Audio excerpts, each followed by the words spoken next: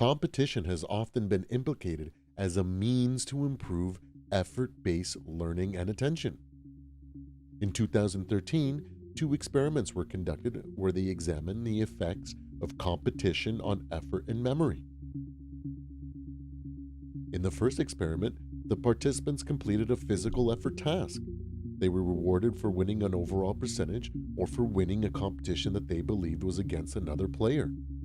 In the second experiment, participants completed a memory task in which they were rewarded for remembering an overall percentage of shapes or more shapes than a competitor.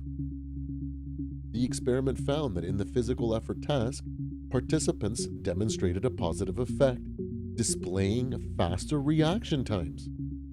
In the second experiment, participants remembered fewer shapes when competing and later recalled less of these shapes during a post-test, suggesting that competition also has a negative effect.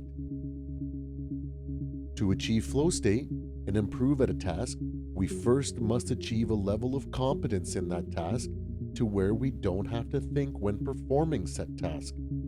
We then must train with intensity in order to create the environment to improve. Lastly, our competition is key. If we train against opponents that are much less skilled than us, we lose skill. If we train against opponents of the same or lower skill, we improve slowly. If we train against opponents that are just slightly better than us, we then improve rapidly. Lastly, if we train against opponents that are too skilled for us, we lose confidence and get worse. What can we learn from these experiments as well as how human beings improve at skills like basketball?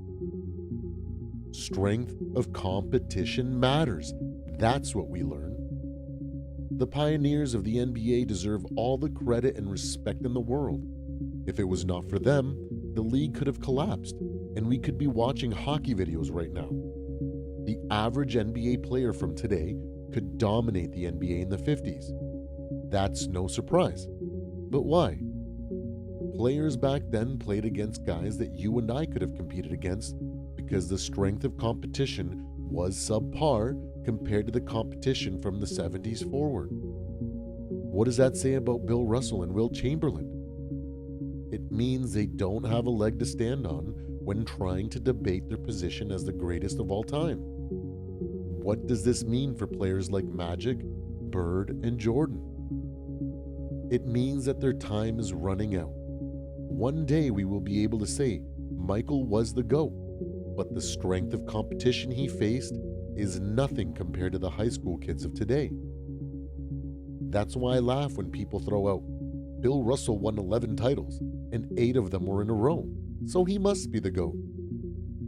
We could jump in the DeLorean and go back in time, and I bet a lot of us could steal a couple of those titles from Bill.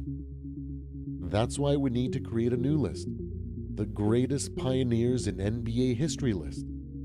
I think if we did, then we could create an all-time list that actually makes sense. I'll leave you guys there. Don't forget to like and subscribe. Who do you think would be on the greatest pioneers in NBA history list? Leave a comment below telling me who would be on your top 5. And in case I don't see ya, good afternoon, good evening, and good night.